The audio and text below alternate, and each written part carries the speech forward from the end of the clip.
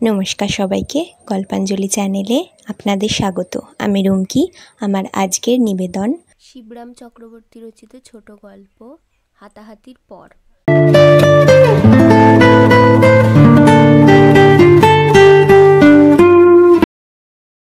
একবার হাতি পোষার বাতিক হয়েছিল আমার কাকার। সেই হাতির সঙ্গেই একদিন তার হাতাহাতি বেঁধে গেল। সে কথাও শুনেছিস। হাতির সুর এবং কাকার কান খুব বেশি দূরে ছিল না, সুতরাং তার আসন্ন ফল কি দাঁড়াবে তা আমি এবং হাতি দুজনেই অনুমান করতে পেরেছিলাম।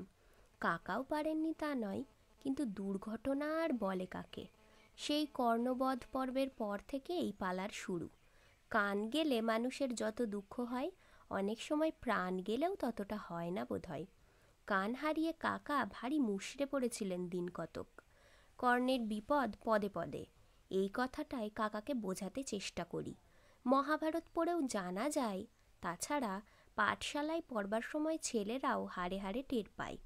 হাড়ে হাড়ে না বলে কানে কানে বললেই সঠিক হবে, কেননা কানের মধ্যে বোধহয় হাড় নেই। থাকলে ওটা আদৌ অত সুখকর মন্তব্য ব্যাপার হতো না। কাকাকে আমি বোঝাতে চেষ্টা করি, কিন্তু কাকা বোঝেন কি না তিনিই জানেন। তত্ত্ব কথা বোঝা সহজ কথা নয়। আর তাছাড়া আমি তাকে বোঝাই মনে মনে, মুখ ফুটে কিছু বলবার সাহস আমার হয় না। কাকা যা বদরাগী, খেপে যেতে কতক্ষণ। কাকাকে দেখলে আজকাল আমার ভয় হয়। কর্ণচ্যুত কাকা পদচ্যুত চেয়ারের চেয়েও ভয়াবহ। তার উপর নির্ভর করা যায় না, করেছ কি কুপকাত। আর আজকাল যেরকম কটকট করে তিনি তাকান আমার দিকে, মুখের পানে বড় একটা না, আমার কানের দিকে কেবল। ওই দিকেই তার যত চোখ, যত ঝোঁক আর যত রোখ। আমি বেশ বুঝতে পারি আমার কর্ণ সম্পদে তিনি বেশ ঈর্ষান্বিত। হাতির হাত থেকে বাঁচিয়েছি, এখন কাকার কবল থেকে কি করে কান সামলাই তাই হয়েছে আমার সমস্যা। কাকা একবার খেপে গেলে আমাকে তার নিজের দশায় আনতে কতক্ষণ। তাই আমিও যতটা সম্ভব দূরে দূরে থাকার চেষ্টা করি। নিতান্তই কাকার কাছাকাছি থাকতে হলে মর্মাহত হয়ে থাকি এবং মনে মনেই তাঁকে সান্ত্বনা দিই। অবশেষে একদিন সকালে কাকা অকস্মাৎ চাঙ্গা হয়ে ওঠেন। শিবু শিবু ডাক পড়ে আমার। কাকার কাছে দৌড়াই কান হাতে করে। এত যখন হাঁক ডাক, কি সর্বনাশ হবে কে জানে। প্রাণে মরতে ভয় খায় না, মারা গেলে আবার জন্মাবো, কিন্তু কানে মারা যাবার আমার বড্ড ভয়। কোথায় ছিলিস এতক্ষণ? হয়েছে, সব ঠিক হয়েছে, আর কোনো ভাবনা নেই। উৎসাহের আতিশয্যে উতলে ওঠেন কাকা। আমি চুপটি করে দাঁড়িয়ে থাকি। বুঝেছিস কিছু? কাকার প্রশ্ন হয়। হুম, আমি দুকান নাড়ি। ঘাড় নাড়লেই কানরা নড়ে যায়, কেন যে তা জানি না, তবে বরাবর দেখে আসছি আমি। রামপুরহাট যাব, টিকিট কিনে আনগে, একটা ফুল একটা হাফ। তুই যাবি আমার সঙ্গে। রামপুরহাট হঠাৎ? আমি বলে ফেলি। হঠাৎ আবার কি, সেইখানেই তো যেতে হবে। আমার সবিষয় প্রশ্নে কাকা যেন হতভম্ব হয়ে যান। বামা খেপার জীবনী পড়িসনি? আর পড়বি বা কি করে? বুড়ো হাতি হতে চললি, কিন্তু ধর্মশিক্ষা হলো না তোর। যত বলি সাধু মহাত্মা যোগী ঋষিদের জীবনী টিবনী পড়, তা না, কেবল ডান্ডাগুলি লাট্টু আর লাটাই। যদি তা পড়তিস তাহলে আর এ কথা জিজ্ঞেস করতিস না। আমি আর জিজ্ঞাসা করি না। মৌনতা দ্বারা কেবল সম্মতি নয়, পাণ্ডিত্যের লক্ষণও প্রকাশ পায়। এই শিক্ষাটা আমার হয়ে যায়। না বলে কয়ে যদি সমজদার হওয়া যায়, তাহলে আর কথা বলে কোন মুখ্যু। কাকা শতপ্রবৃত হয়েই আমাকে সবিশেষ জ্ঞান দিতে উদ্যত হন। রামপুরহাটের কাছেই এক ঘোর মহাশ্মশান আছে, জানিস? এই 10-20 মাইলের মধ্যেই। সেই শ্মশানে বসে কেউ যদি একটানা 3 লক্ষবার কোনো দেবতার নাম জপ করতে পারে, তাহলেই সিদ্ধি। নির্ঘাত। স্বয়ং বশিষ্ঠ মুনি এই বর দিয়ে গেছেন। আমার ঠাকুরদার কাছে শোনা, সেইখানেই আমি যাব। সেখানে কেন কাকা? আমি একটু বিস্মিতই হই। সিদ্ধির জন্য অত কষ্ট করে অত দূর যাবার কি দরকার? রামপুরহাট না গিয়ে রামশরণ দুবেকে বললে এখনই তো এক লোটা বানিয়ে দেয়, কোনো হাঙ্গামা নেই। হ্যাঁ, সবটাতেই কাকার যেন বাড়াবাড়ি। আমার সিদ্ধি মেড ইজের ভূমিকা পড়ার মুখেই কাকা উস্কে ওঠেন। হুম হুম, সে সিদ্ধি নয়, ও তো খেতে হয়, খেলে আবার মাথা ঘোরে। এ সিদ্ধি পেতে হয়। বামা খেপা, বারুদির ব্রহ্মচারী, আরও যেন কারা সব ওই শ্মশানে বসে সিদ্ধি লাভ করেছিলেন, জানিস না? আমি দুর্গা দুর্গা দুর্গা দুর্গা এইরকম জপ করে যাব, যেমনি না 3 লক্ষবার পূর্বে অমনি মা দুর্গা হাসতে হাসতে 10 হাত নেড়ে এসে হাজির হবেন। বাবা গণেশও সুর নাড়তে নাড়তে আসতে পারেন, তাঁরা এসে বলবেন, বৎস বর নাও। আমি উৎকর্ণ হয়ে উঠি।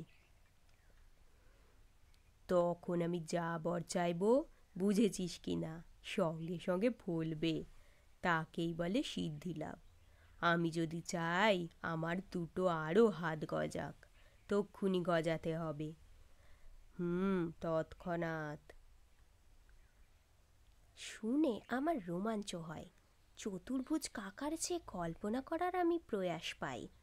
কিন্তু কাকা বাবু, 4 হাত হলে তুমি পাশ ফিরে শোবে কি করে? কিন্তু আমি তো আর হাত চাইব না, হাত তো আমার আছেই, দুটো হাতই আমার পক্ষে যথেষ্ট। এই নিয়েই পেরে উঠি না। পায়েরও আমার আর দরকার নেই, দুটো পাই আমার মোর দ্যান এনাফ। আমি কেবল চাইবো আর একটা কান। কান না হলে আমাকে মানায় না, আয়নার দিকে তাকানোই যায় না। তাই বুঝেছিস কি না, অনেক ভেবেচিন্তে ঠিক করলাম রামপুরহাট। মন্ত্র বলে 4টে হাত কি 4টে পা যদি আমার গজাতে পারে, তাহলে একটা মাত্র কান গজানো, এমন আর কি। কাকা তাঁর কথায় পুনশ্চ যোগ করেন আবার, ইচ্ছে করলেই যদি আমি চতুষ্পদ হতে পারি, তাহলে এমন বিকর্ণ হয়ে থাকবো কেন, কিসের তরে? আমারও দারুণ বিশ্বাস হয়ে যায়। মন্ত্র বলে কত কি হয় শুনেছি, কাকার কান পাওয়া আর কি কঠিন। কানেই যখন মন্ত্র দেয় তখন মন্ত্রেও কান দিতে পারে, আশ্চর্য কিছু নয়। 3 লাখ বার কেবল দুর্গা কি কালী কি জগদ্ধাত্রী যে কোনো একটা নাম, জগদ্ধাত্রী বাদ, 4 অক্ষরের মন্ত্র, তার মধ্যে আবার দস্তুর মতো দ্বিতীয় ভাগ। জগদ্ধাত্রীর 3 লক্ষ মানে কালী 6 লক্ষের ধাক্কা। শক্তির আরাধনাতেই না হোক শক্তির বরবাদ, নেহাত সময়ের অপচয়। পয়সা না লাগুক, কিন্তু দেবতার নামের বাজে খরচ করতেও আমি নারাজ। কাকা, আমি তাহলে বর চেয়ে নেব, যাতে না পড়ে শুনে ম্যাট্রিকটা পাশ করতে পারি। আমি একটু ভেবে নিই, কেবল পাশ করাই বা কেন, স্কলারশিপটা নিতেই বা ক্ষতি কি? যে বরে পাশ হয় স্কলারশিপও তাতে হতে পারে। কি বলো কাকা? মা দুর্গার পক্ষে কি খুব শক্ত হবে এমন? আর ম্যাট্রিকই বা কেন, না পড়ে একেবারে এমএটা আমি আরও বড় করি।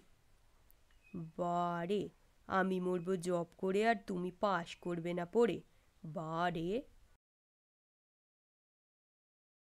কাকা খাপ্পা হয়ে ওঠেন। তাহলে আর আমার গিয়ে কি হবে? আমি ক্ষুণ্ণ হই। তোমার সঙ্গে নাই গেলাম তবে, আমার তো আর কানের তেমন অভাব নেই। পাগল, তা কি করে হয়, তোকে যেতেই হবে সঙ্গে। সিদ্ধি লাভ করা কি অতই সোজা নাকি? জব করতে বসলেই তুলে দেয় যে। কে, পুলিশে? হুম, পুলিশ এখানে কোথা, শুনছিস মহাশ্মশান, 12 কোষের ভেতরে কোনো জনমানব নেই। ও বুঝেছি, শেয়াল। বেশ, তোমার বন্দুকটা নিয়ে যাব না হয়, কাছে এলেই দুম দুরুম। আরে শেয়াল নয় রে পাগলা, শেয়াল নয়। ডাকিনী, যোগিনী, ভূত, পেরেত, তাল বেতাল, এরা সব এসে তুলে দেয়, সিদ্ধি লাভ করতে দেয় না। ভূত প্রেত শুনেই আমি হয়ে গেছি। তাল বেতালের তাল আমাকেই সামলাতে হবে ভাবতেই আমার হৃদকম্প শুরু হয়। কাকা, কাকা! কম্পিত কণ্ঠ থেকে আমার কেবল কা কা ধ্বনি বেরোয়, তার বেশি বেরোয় না। আরে ভয় কিসের তোর, আমি কাছেই তো থাকবো। গতিক সুবিধের নয় দেখলে দুর্গা পাল্টে রাম নাম জপ করতে লেগে যাব না হয়। রাম নামে ভূত পালায়, তবে রাম হচ্ছে খোট্টাদের দেবতা। তা হোক গে, রামও বর দিতে পারে। সীতা উদ্ধার করেছিলেন, আর একটা কান উদ্ধার করতে পারবেন না? তবে কি না দুর্গা দুর্গাই হলো গিয়ে মোক্ষম। রামকেও দুর্গার কাছে বর নিতে হয়েছিল। তথাপি আমি ইতস্তত করতে থাকি। আচ্ছা, এক কাজ করা যাক, তুই না হয় রাম নাম জপ করিস, তাহলে তো আর ভয় নেই তোর। রামকে ভুলিয়ে ভালিয়ে পাশের ফিকিরও করে নিতে পারিস, আমার কোনো আপত্তি নেই। ভোলানো খুব শক্ত হবে না হয়তো, রামটা ভ্যাবা গঙ্গারাম, তা না হলে বাঁদরের সঙ্গে বন্ধুত্ব করে এত মানুষ থাকতে। এতখানি বলে কাকাকে দম নিতে হয়। তাছাড়া তোর দাঁত ব্যথা, পেট কামড়ানো, সর্দি কাশি, লঙ্কা খেলে হেঁচকি ওঠা, স্কুলের টাস্ক না হলে ডায়রিয়া হওয়া, যত রাজির ব্যারাম তো তোর লেগেই আছে। এসবও তোর সেরে যাবে শ্রীরামচন্দ্রের মহিমায়। পাশের কথায় আমার উৎসাহ সঞ্চার হয়। নতুন প্রস্তাবে কাকার সঙ্গে রফা করে ফেলতে দেরি হয় না একটুও। সেই দিনই আমরা রওনা দিই। সন্ধ্যার মুখে রামপুরহাটে পৌঁছানো। কাকার বন্ধু এক ডাক্তারের বাড়িতে আমাদের আবির্ভাব। ডাক্তার ভদ্রলোক সে সময়ে একটা ঘোড়ার দর করছিলেন। একজন গেঁয়ো লোক ঘোড়া বেচতে এসেছিল। দিব্যি খাসা ঘোড়াটি, আকারে প্রকারে তেজি বলেই সন্দেহ হয়। প্রাথমিক কুশল প্রশ্ন আদান প্রদানের পরেই কাকা জিজ্ঞাসা করেন, ঘোড়া কেন হে হারাধন? আর বলো কেন বন্ধু? হারাধন ডাক্তার দুঃখ প্রকাশ করেন। দূর দূর যত গ্রাম থেকে ডাক আসে, সেখানে তো মোটর চলে না, গরুর গাড়ির রাস্তাও নেই অনেক জায়গায়, সে স্থলে ঘোড়াই একমাত্র বাহন। অদূরস্থিত সাইকেলের দিকে অঙ্গুলি নির্দেশ করে, ওতে চাপ আর পোষায় না ভাই, তাই দেখে শুনে একটা ঘোড়াই কিনছি এবার। বেশ করেছো, বেশ করেছো। কাকার সর্বান্তকরণ সমর্থন। আমাদের স্বদেশি ঘোড়া থাকতে বিদেশি সাইকেল কেন হে? ঠিকই বুঝেছো এতদিনে। তা তোমার ঘোড়াটিকে তো বেশ শান্তশিষ্ট বলেই বোধ হচ্ছে। কাছে গিয়ে কাকা ঘোড়ার পিঠ চাপড়ে সার্টিফিকেট দেন। তোমার তো ছোটবেলায় ঘোড়া চড়ার বাতিক ছিল হে, ঘোড়া দেখলেই চেপে বসতে। ডাক্তার বলেন, কী রকম জানোয়ার কিনলাম, চড়ে একবার পরীক্ষা করে দেখবে না? আমার তো ঘোড়ায় চড়া প্র্যাকটিস করতে কিছুদিন যাবে এখন। তৎক্ষণাৎ অশ্ব পরীক্ষায় সম্মত হন কাকা। হাতি ঘোড়ার ব্যাপারে বেশ বেগ পেতে হয় না রাজি করাতে কাকাকে। চতুষ্পদের দিকে কাকা স্বভাবতই যেন টান, সে তুলনায় আমার দিকেই একটু কম বরং। পদগৌরব করার মতো কিছু আমার ছিল না বলেই বোধ হয়। ঘোড়ার চাপবার বয়স কি আর আছে? কাকা সন্দিগ্ধ সুরেই বলেন, দেখি তবু চেষ্টা করে। তারপর ডাক্তারবাবু, আমি এবং অশ্ব বিক্রেতা, সর্বোপরি স্বয়ং অশ্বের ব্যক্তিগত সহযোগিতায় কষ্টে সৃষ্টে কোনো রকমে তো চেপে বসেন শেষটা। কাকার দেহখানি তো কম নয়, ভারাক্রান্ত হয়ে ঘোড়াটা কেমন যেন ভড়কে যায়, নড়বার নামটিও করে না। কাকা যতই হেঁট হেঁট করেন ততই সে লজ্জায় ঘাড় হেঁট করে থাকে। অশ্ব বিক্রয়ের আশা ক্রমশই সুদূর পরাহত হচ্ছে দেখে অশ্ব বিক্রেতা বিচলিত হয়ে ওঠে, এবং তার হাতের ছিপটিও। কিন্তু যেই না ঘোড়ার পিঠে ছপাত করে একঘা বসিয়ে দেওয়া, অমনি ঘোড়াটা ঘুরপাক খেতে শুরু করে দেয়। এ আবার কি কাণ্ড! কাকা তো মরিয়া হয়ে ঘোড়ার গলা জড়িয়ে ধরেন। এদিকে ঘোড়ার ঘূর্ণ বর্তের মধ্যে পড়ে ডাক্তারবাবুর শখের বাগানের দফা রফা। নানা প্রকার গোলাপ গাছের চারা লাগিয়েছিলেন, ঘোড়া কেনবার কাছাকাছি লাগিয়েছিলেন। ঘোড়ার পায়ে তাদের অপঘাতের আশঙ্কা তো করেননি কোনো দিন। অতঃপর অশ্বর মুহুর্মুহ এগোতে আর পেছোতে থাকে। যে পথে এগোয় সে পথে প্রায়ই পৌঁছায় না, এবং বিদ্যুৎ বেগে অগ্রপশ্চাৎ গতির ধাক্কায় আর একধারের শাকসবজির দফা রফা সারে। অশ্ব খুঁড়ে মুড়িয়ে যায় সব। এ সমস্তই কয়েক মুহূর্তের ব্যাপার। আশ্চর্য ক্ষিপ্রতার সঙ্গে পরপর দুটি মহাদেশ এইভাবে বিধ্বস্ত করে অশ্বরত্ন নিদারুণ এক লাফ মারেন। সেই এক লাফেই কাকা পৃষ্ঠে বাগানের বেড়াটোপকে সামনের একটা নালা ডিঙিয়ে তাকে অন্তর্হিত হতে দেখা যায়। আমিও দেরি করি না, তৎক্ষণাৎ ডাক্তারের সাইকেলটায় চেপে পশ্চাৎ ধাবন করি। ঘোড়ার এবং কাকার ধাবমান অশ্বকে সশরীরে খুব সামান্যই দেখা যায়। অল্পক্ষণ পরেই তিনি কেবল শ্রুতিগোচর হতে থাকেন। দূর থেকে কেবল খটাখট কানে আসে। কিছুক্ষণ পরে পদধ্বনিও না, শুধুই চিঁহি চিঁহি চিঁহিরই অনুসরণ করি। অনেকক্ষণ অনেক ঘোরাঘুরির পর এক ধুধু প্রান্তরে এসে পড়ি। সন্ধ্যা কখন পেরিয়ে গেছে।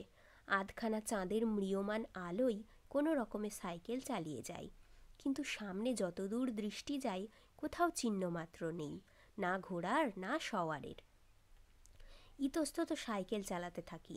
কি আর করব, ফাঁকা মাঠ আর পরের সাইকেল ফেলে কে ছাড়ে।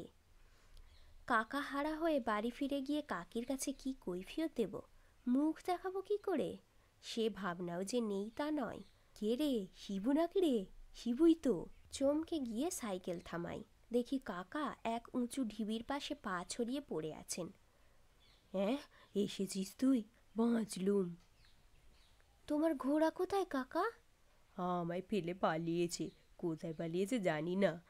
কাকার দীর্ঘ নিঃশ্বাস পড়ে। আহ, হতভাগার পিঠ থেকে নিষ্কৃতি পেয়ে বেঁচেছি, কিন্তু এ কোথায় এনে ফেলেছে রে? এও কি রামপুরহাট? হুম, মনে তো হয় না। রামপুরহাট কত মাইল দূরে তা বলতে পারবো না, তবে বেশ কয়েক ঘন্টা দূরে। হ্যাঁ, তাহলে কোন জায়গা? তুই কি বলছিস তবে? লক্ষণপুর হাট? লক্ষণপুরে হতে পারে, ভরতপুর হতে পারে, হনুমানপুর হওয়াও বিচিত্র নয়, কিন্তু হাটের চিহ্নমাত্র নেই কাকা। চারধারেই তো ধুধু মাঠ। সাইকেল করে চারিদিকে ঘুরলাম, জনমানবের পাত্তাই নেই কোনো। তবে তবে কি এই সেই মহাশ্মশান? কাকা নিজেই নিজের জবাব দেন। দুর্লক্ষণ দেখে তাই তো মনে হয়। দমকা হাওয়ায় মরা পোড়ানোর গন্ধও পেয়েছি খানিক আগে। আর দু একটা শিয়ালকেও যেতে দেখলাম যেন। তাহলে তাহলে কি হবে? কাকার কণ্ঠে অসহায়তার সুর। কাকার বিচলিত হওয়ার কারণ আমি বুঝি না। কেন, এখানে আসবার জন্যই তো আমাদের আশা, তাই নয় কি? তাহলে সিদ্ধিলাভের ব্যাপারটা শুরু করে দিলেই তো হয়। হাজি, আজ রাত্রেই? আজ যে সিদ্ধিলাভের জন্য মোটেই আমি প্রস্তুত নই রে। আজ কি করে হয়? যখন হয়ে পড়েছ তখন আর কি করা। আমি কাকার পাশে বসে পড়ি। তেমন ঝোপঝাড় নেই, বেশ ফাঁকাই আছে কাকা। ভূত প্রেত এলে টের পাওয়া যাবে তক্ষুনি। সমস্ত দিন ট্রেনে, খাওয়া দাওয়া হয়নি, খিদেই নাড়ি চিঁচি করছে। এই কি সিদ্ধিলাভের সময়? তোর কি কোনো আক্কেল নেই রে শিবু? এই রকম বিপদ হবে জানলে কে আসতে চাইতো?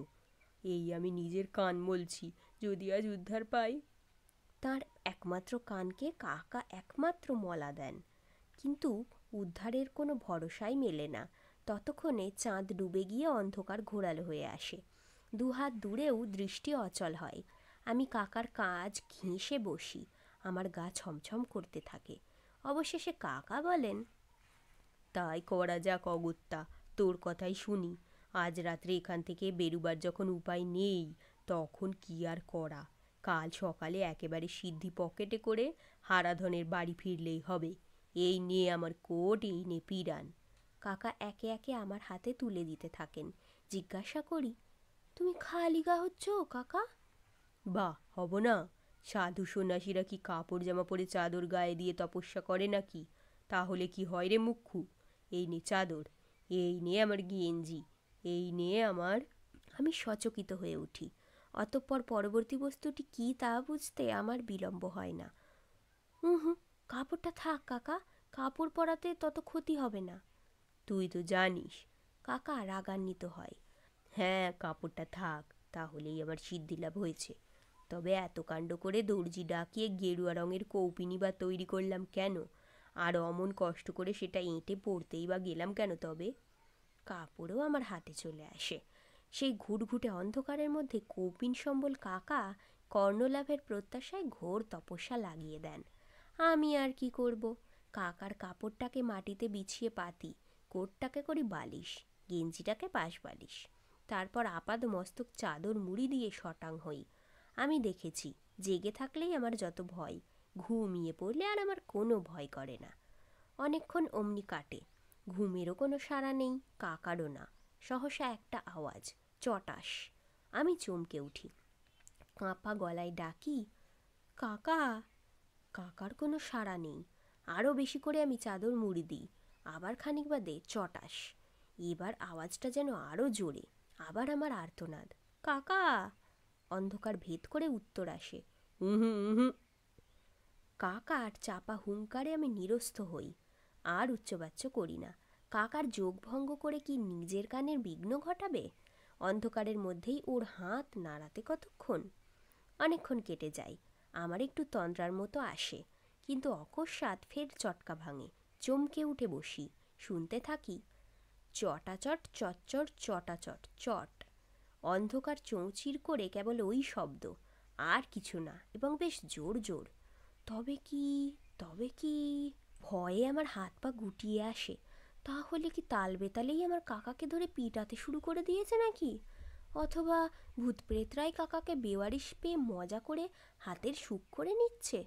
যাই হোক, কোনোটাই ভালো কথা নয়। আমি মরিয়া হয়ে ডাকতে শুরু করি, কাকা, কাকা, কাকা। বসতে দিচ্ছে না রে। আওয়াজ পেয়ে আশ্বাস পাই। তবু যা হোক, আমার কাকান্ত ঘটেনি। ও কি, কিসের শব্দ? আমার গলা কাঁপে। আর বলিস না। করুণ কণ্ঠের সঙ্গে ওতপ্রোত হয়ে দারুণ দীর্ঘ নিঃশ্বাস। একদম বসতে দিচ্ছে না। কিসে বসতে দিচ্ছে না? ভূতে? হুম হুম। ডাকিনি যোগিনী? হুম হুম। তবে কি তাল বেতাল? না, মশাই, মশার বাড়ি উৎপাত রে। ও তাই বলো? মশার কথা শুনে ভরসা পাই। তাহলে অন্য মারাত্মক কিছু নয়। তোমার চাদর মুড়ি দিয়েছিলাম বলে বুঝতে পারিনি এতক্ষণ। তাই তো, কিরকম মশার ডাক শুনছো কাকা? পন পন, পিন পিন, কি ডাক রে বাবা! এরাই তোমার সঙ্গে সেই ডাকিনি নয় তো? কে জানে। কাকার বিরক্তির তীক্ষ্ণতায় অন্ধকার বিদীর্ণ হয়, কিন্তু ডাকিনি না হলেও যোগিনী যে, তা আমি বিলক্ষণ টের পাই। আমার গায়ের সঙ্গে যোগ হওয়া মাত্রই আবার চটাপট শুরু হয়। মনের সুখে গালে মুখে হাতে পায়ে সর্বাঙ্গে চড়াতে থাকেন কাকা। চপেটাঘাত ছাড়া মশকবধের আর কি উপায় আছে? অতঃপর কেবল এই চড়চাপড়ই চলতে থাকে, এবং বেশ সশব্দেই।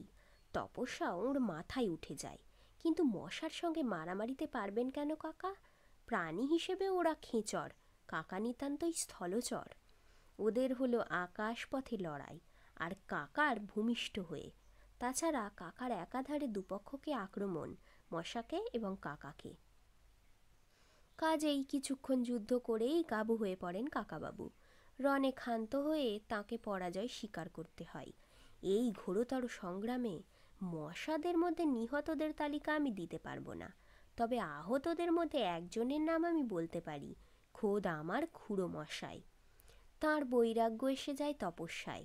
এমন অবস্থায় কার না বা আসে? তিনি বলেন, দে আমার জামা কাপড়, গায়ের চাদরটাও দে। সিদ্ধিলাভ মাথায় থাক, কানে আমার কাজ নেই আর, ঘুমিয়ে বাঁচি। বিছানা, বালিশ, পাশবালিশ, মশারি সবই ফিরিয়ে দিতে হয়। অবিলম্বেই লম্বা হন কাকা। মাটিতে শুয়ে পরনের কাপড়কেই লেপে পরিণত করি। কি আর করব? তারই তলায় গা ঢাকা দিয়ে আত্মরক্ষা করতে হয় আমার। লেপের প্রলেপে যতটুকু বাঁচোয়া। অমন ভয়ঙ্কর রাত ও প্রভাত হয়। আবার সূর্যের মুখ দেখিয়ে আমরা ইতস্তত তাকাতেই চোখে পড়ে সেই ঘোড়া একটু দূরে উবু হয়ে বসে আছে। অদ্ভুত দৃশ্য। ঘোড়াকে এইভাবে বসে থাকতে জীবনে দেখিনি। সারা রাত তপস্যা করছিল না তো? কাকা উৎসাহিত হয়ে ওঠেন। যাক বাঁচিয়েছ, অতখানি পথ আর হেঁটে ফিরতে হবে না। বর না হোক, অশ্ববর তো পাওয়া গেল আপাতত। কিন্তু পরমুহূর্তেই ওর উৎসাহ নিভে আসে। গত সন্ধ্যার দুর্ঘটনা স্মরণ করে উনি দমে যান। আমি কাকাকে অভয় দিই। সমস্ত রাত মশার কামড় খেয়ে শায়েস্তা হয়ে এসেছে ব্যাটা, দাঁড়াবার ওর ক্ষমতা নেই, বসে পড়েছে দেখছো না? তাই বটে। কাকা ঈষৎ চাঙ্গা হন। তাহলে ঠুক ঠুক করে বেশ নিয়ে যেতে পারবে, কি বলিস তুই? নিশ্চয়, আর আমার তো সাইকেলই আছে। আমি জানাই, কাছে গিয়ে ওকে উঠতে বলি। ব্যাটার কোনো গ্রাহ্যই নেই। কাকা কান মলে দেন। নিজের নয়, ঘোড়ার। তবুও সে নট নরণচরণ। গালে ওর আমি থাবড়া মারি, তথাপি নির্ভুক্ষেপ। অগত্যা আমি আর কাকা দুজনে মিলে ল্যাজ ধরে ওকে টেনে তুলতে যাই। আমাদের প্রাণান্ত চেষ্টাই অবশেষেও খাড়া হয়।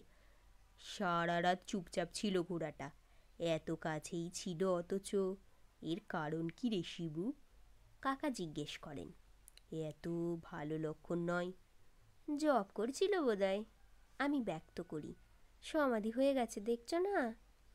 তাই হবে, স্থান মাহাত্ম্য যাবে কোথায়? কাকার দীর্ঘ নিঃশ্বাস পড়ে। এ তো সিদ্ধিলাভেরই জায়গা, তবে হ্যাঁ, যদি না তুলে দেয়। সিদ্ধিলাভের কথায় কাকার কানের দিকে তাকাই। কানটা যথাস্থানেই নেই। কাকার সিদ্ধিলাভ আর হলো না এ যাত্রা। আমার দীর্ঘ নিঃশ্বাস পড়ে। কাকা ঘোড়ার পিঠে চাপেন। ঘোড়ার চলবার উদ্যোগই নেই, সেই পুরনো বদভ্যাস। আমাদের ছিপটি মারার সাহস হয় না। কালকের অত ঘোরাঘুরির পর আবার অনেক করে ওকে বোঝাই, বাপু বাছা বলে ঘাড়ে পিঠে হাত বুলিয়ে দিই ওর। ও কেবল জবাব দেয়, চিহি। এইভাবে বহুক্ষণ আমাদের কথোপকথনের পর ও রাজি হয়, হাঁটতে শুরু করে। কিন্তু এ আবার কি বদখেয়াল, পেছন দিকে হাঁটতে থাকে। হ্যাঁ, শটাং পেছনেই। গতিক দেখে কাকা তো প্রায় কেঁদে ফেলেন। কান তো গেছেই, এবার কি ঘোড়ার পাল্লায় পড়ে প্রাণটাও বেঘরে যাবে না কি রে শিবু? আমিও ভাবিত হই, কিন্তু ঘাবড়াতে দিই না কাকাকে। বলি, ভয় খেও না কাকা, বুঝতে পেরেছি কি হয়েছে। আর কিছু না, ঘোড়াটা সিদ্ধি লাভ করেছে। একই স্থান মাহাত্ম্য, তার ওপরে কাল সারা রাত ধরে ঘোরতর তপস্যা। যাবে কোথায়? তার ফলেই তোমার ঘোড়ার এই কাণ্ড। সিদ্ধি লাভ করেছে কি করে বুঝলি? কাকার কণ্ঠ করুণতর হয়। এ আর বুঝছো না কাকা, যার সিদ্ধি লাভ করে তারা কি আমাদের মতো হবে? তাহলে সিদ্ধ পুরুষে আর আমাদের মতো কাঁচা পুরুষের তফাৎ কি? আমরা সামনে দিয়ে হাঁটি, সিদ্ধ পুরুষ হাঁটবেন পেছনের দিকে। সিদ্ধি লাভ করলে পেছনে হাঁটতেই হবে।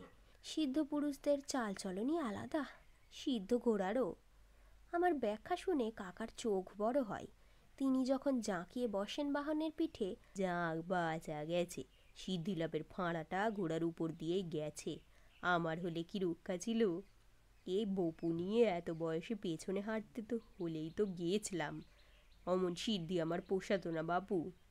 আমি আন্দাজি রামপুরহাটের দিক নির্ণয় করে নিয়ে সেই মুখ ঘোড়াটার পেছন ফেরাই। কাকাও ঘুরে বসেন, বলেন, দে, লেজটা তুলে দে আমার হাতে। ও লেজটাকেই লাগাম করবো আজ। সিদ্ধ পুরুষের আবার লেজ কেন? লেজ হস্তগত করে অনুরোধ করেন কাকা। এবার হাঁটো প্রভু। অনেকটা গানের সুরের মতো করে, ভজন গানের মতো। আশ্চর্য, বলা মাত্রই ঘোড়াটা চলতে শুরু করে, বেশ ধীর চতুষ্পদক্ষেপে। রাগ, হিংসা, ক্ষোভ, দুঃখ, চালাকি, চতুরতা কোনো কিছুরই বালাই নেই ওর ব্যবহারে। শুধু সিদ্ধ নয়, এ সমস্তই সুসিদ্ধ হওয়ার লক্ষণ। ঘোড়া চলতে থাকে, পেছন ফিরিয়ে সামনের দিকে, কিংবা মুখ ফিরিয়ে পেছনের দিকে, যেটাই বলো। আমিও সাইকেল চালিয়ে যাই, ওর পেছন পেছন কিংবা মুখোমুখি। আজকের গল্প এখানেই শেষ। গল্প পাঠ ভালো লাগলে অবশ্যই একটা লাইক দিয়ে যাবেন, আর আমার চ্যানেল গল্পাঞ্জলিকে সাবস্ক্রাইব করে আমার পাশে থাকবেন। ধন্যবাদ, ভালো থাকবেন সবাই।